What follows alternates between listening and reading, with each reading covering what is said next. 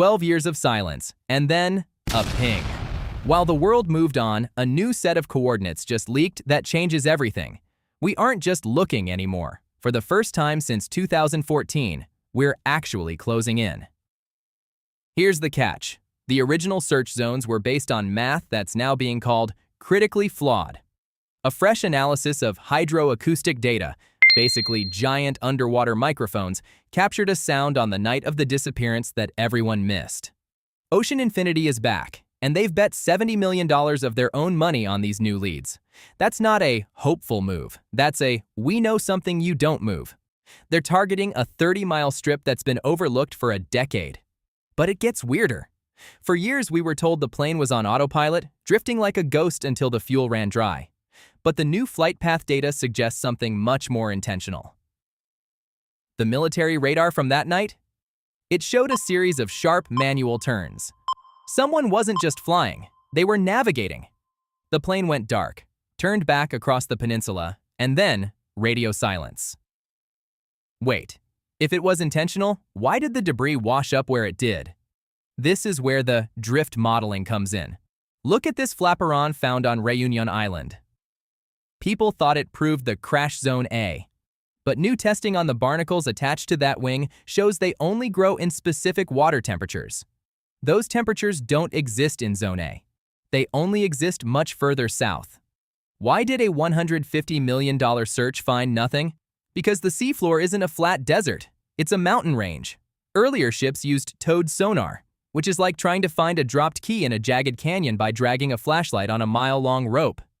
If the wreckage landed in one of those sonar shadows, the search ship could have sailed directly over it and seen absolutely nothing. We weren't looking at the bottom, we were looking at the tops of the mountains. But it gets weirder. New data shows we might have been looking in the wrong latitude entirely because of a 2-degree math error in the satellite pings. The southern Indian Ocean is one of the most faraway and harsh places on Earth. We're talking about the roaring 40s, winds that never stop and waves that can reach the height of a 4-story building.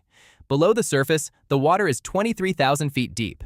To put that in perspective, you could drop Mount Everest in some of these trenches and still have a mile of water above it. His is where the 2026 mission changes the game. Enter WSPR. Think of the atmosphere as a spiderweb made of invisible radio signals. Every time a massive hunk of metal, like a Boeing 777, moves through that web, it snaps a thread. In 2014, we didn't have the processing power to see these snaps. But in 2026, we've got the receipts. When you overlay the WSPR snaps with the military radar, they line up perfectly. It shows a plane that wasn't drifting. It was being flown with surgical precision to avoid every known radar hole in the Indian Ocean. Ocean Infinity isn't using one sonar anymore. They're using a swarm. 6 autonomous drones diving 20,000 feet deep, talking to each other. They fly close to the bottom and move around obstacles, looking into those shadows that stopped earlier missions. If they find it, the mystery doesn't just end, it begins. If the fuselage is in one piece, it means a controlled ditching. If it's scattered, it was a high-speed impact. If we find the recorders, the who and the why aren't theories anymore. The CVR, the cockpit voice recorder, only saves the last 2 hours. That means if the pilot took the plane early, we won't hear the takeover. We'll hear the end. We'll hear the sound of the engines flaring out, the wind noise, and potentially the last words ever spoken. For the families, this isn't about tech. It's about the end of the wait. For over a decade, they've lived with an open wound. No wreckage, no sight to grieve, just endless what-ifs.